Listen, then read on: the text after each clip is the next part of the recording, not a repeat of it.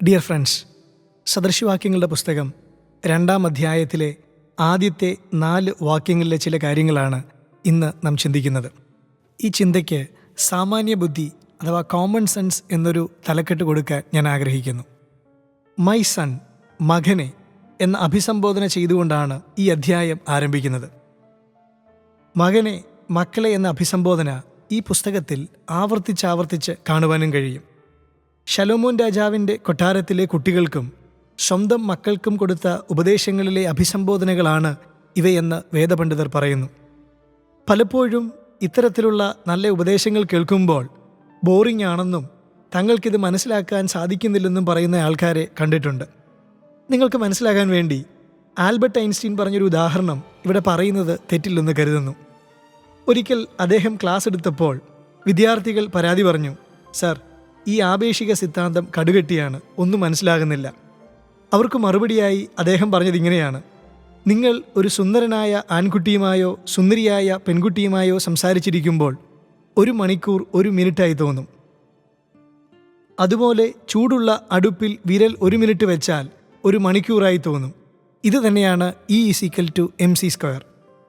ദൈവിക ശബ്ദത്തിന് ചെവി കൊടുക്കാൻ പറയുമ്പോൾ ദൈവത്തെ സ്നേഹിക്കുന്നവരുടെയും എന്നാൽ ഇത് ബോറൻ ഏർപ്പാടാണെന്ന് ചിന്തിക്കുന്നവരുടെയും മനോഭാവത്തെയും വേണമെങ്കിൽ ഇതിന് സമാനമായി പറയാൻ കഴിയും.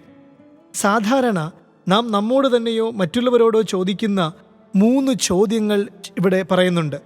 അതിനുള്ള 8 ഉത്തരങ്ങളും ഈ വാക്യങ്ങളിൽ കാണുവാൻ കഴിയും. ഒന്നാമത്തെ ചോദ്യം: why is it wise to pray passionately for wisdom?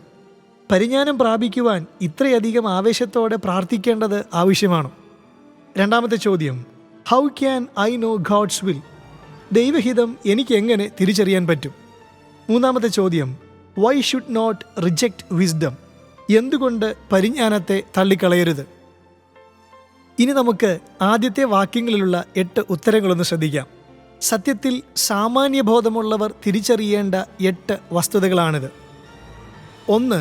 ജ്ഞാനത്തിന് ചെവി കൊടുക്കണം. മനുഷ്യൻ്റെ ചെവിക്ക് 4 ലക്ഷത്തിലധികം വ്യത്യസ്ത ശബ്ദങ്ങൾ തിരിച്ചറിയാനാകുമെന്ന് ജീവശാസ്ത്രം പഠിപ്പിക്കുന്നു. ഇതിനിടയിൽ ദൈവശബ്ദം കേൾക്കാൻ നാം ശ്രമിക്കാറുണ്ടോ?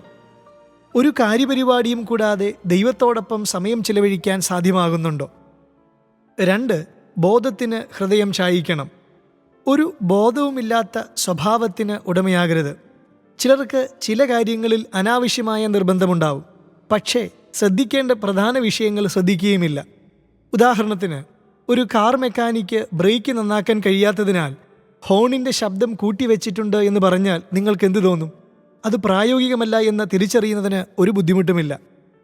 3. വചനത്തെ കൈക്കൊള്ളണം. ഇഷ്ടമുള്ള ഫ്രണ്ട് റിക്വസ്റ്റുകൾ അക്സെപ്റ്റ് ചെയ്യാനും ഇഷ്ടമില്ലാത്തതിനെ റിജക്റ്റ് ചെയ്യാനുമുള്ള സ്വാതന്ത്ര്യം തരുന്ന സോഷ്യൽ മീഡിയയുടെ യുഗത്തിൽ ബൈബിളിനെ അക്സെപ്റ്റ് ചെയ്യുന്നതിൽ മടി കാണിക്കരുത്. ദൈവിക വചനത്തെ കൈക്കൊള്ളുന്ന വ്യക്തിക്ക് ജയജീവിതം നയിക്കുവാൻ കഴിയും. 4. കൽപ്പനകളെ ഉള്ളിൽ സംഗ്രഹിക്കണം. ഹൃദയമാകുന്ന ഹാർഡ് ഡിസ്കിൽ നിത്യജീവൻ്റെ വചനം സേവ് ചെയ്യാൻ നാം മറക്കരുത്. എല്ലാവരും ബഹുമാനിക്കുകയും സ്നേഹിക്കുകയും ചെയ്തിരുന്ന, ബൈബിളിൽ അഗാധ പാണ്ഡിത്യമുണ്ടായിരുന്ന പ്രസിദ്ധ സുവിശേഷകനായ റോബർട്ട് ലിറ്റിലിനെക്കുറിച്ച് വായിച്ചത് ഇങ്ങനെയാണ്. അദ്ദേഹം മൂഡി ബൈബിൾ ഇൻസ്റ്റിറ്റ്യൂട്ടിലെ അധ്യാപകനും റേഡിയോ പ്രഭാഷകനുമായിരുന്നു. ഒരിക്കൽ വളരെ പ്രായമുള്ള ഒരു മനുഷ്യൻ അദ്ദേഹത്തിൻ്റെ അടുക്കൽ ചെന്ന് പറഞ്ഞു, മിസ്റ്റർ ലിറ്റിൽ, എനിക്ക് താങ്കളുടെ അത്രയും അറിവ് ബൈബിളിനെക്കുറിച്ചുണ്ടായിരുന്നെങ്കിൽ എന്ന് ഞാൻ ആശിച്ചു പോകുന്നു. അപ്പോൾ റോബർട്ട് ലിറ്റിൽ പറഞ്ഞ മറുപടി ഇങ്ങനെയാണ്: പ്രിയ സുഹൃത്തെ, നിങ്ങൾ വളരെ വൈകിപ്പോയിരിക്കുന്നു. എൻ്റെ ചിന്തയിൽ കുറെ കൂടെ വ്യക്തമായി പറഞ്ഞാൽ 50 വർഷത്തോളം പുറകിലാണ് താങ്കൾ. എനിക്ക് ലഭിച്ച ബൈബിളിലുള്ള അറിവ് താങ്കൾക്ക് സമ്പാദിക്കണമെന്നുണ്ടായിരുന്നുവെങ്കിൽ 50 വർഷം മുൻപേ തുടങ്ങണമായിരുന്നു. എങ്കിലും നിങ്ങൾ ഗൗരവമായി ഇത് ആഗ്രഹിക്കുന്നുവെങ്കിൽ സമയം കഴിഞ്ഞുപോയിട്ടുമില്ല. 5. ബോധത്തിനായി ചെവി ചായിക്കണം. ആഗ്രഹം മനസ്സിലിരുന്നാൽ പോരാ, അതിനുവേണ്ടി കഠിനപ്രയത്നം ചെയ്യാൻ നാം തയ്യാറാവണം. 6. കാര്യം: വിവേകത്തിനായി ശബ്ദമുയർത്തണം. നല്ല പരിജ്ഞാനവും വിവേകവും തരയണമേ എന്ന മുട്ടിന്മേലിരുന്ന് കരഞ്ഞു പ്രാർത്ഥിച്ച നിരവധി ഭക്തന്മാരുടെ അനുഭവങ്ങൾ നാം കേട്ടിരിക്കുന്നു. ജ്ഞാനവും വിവേകവും തരയണമേ എന്ന പ്രാർത്ഥനയോടെയും ആഗ്രഹത്തോടെയും വേണം ദൈവവചനം പഠിക്കുവാൻ. ഇവിടുത്തെ പദങ്ങളൊന്ന് ശ്രദ്ധിക്കുക. വിവേകത്തിനായി ശബ്ദം ഉയർത്തുന്നുവെങ്കിൽ, ചുറ്റുപാടും ഉയരുന്ന പല ശബ്ദങ്ങളും നാം ഉയർത്തുന്ന ശബ്ദങ്ങളും എന്തിനു വേണ്ടിയാണെന്ന് ഓരോരുത്തരും ആത്മപരിശോധന നടത്തേണ്ടുന്ന കാലം അതിക്രമിച്ചിരിക്കുന്നു.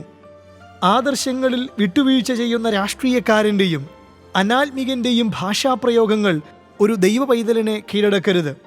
വകതിരിവും വിവേകവും ധാരാളം ഹൃദയവേദനകളിൽ നിന്നും തലവേദനകളിൽ നിന്നും ഒരുവനെ രക്ഷിക്കും. വിവേകമില്ലാത്ത കുട്ടികളെ തിരുത്താൻ വിവേകശാലികളായ അധ്യാപകരും മാതാപിതാക്കളും ബാധ്യസ്ഥരാണ്. എന്നാൽ ഇത്തരത്തിലുള്ള ഉപദേശങ്ങൾ നൽകാൻ കുട്ടികൾക്ക് ആരുമില്ലാത്ത അവസ്ഥ പലപ്പോഴും സംജാതമാകുന്നു.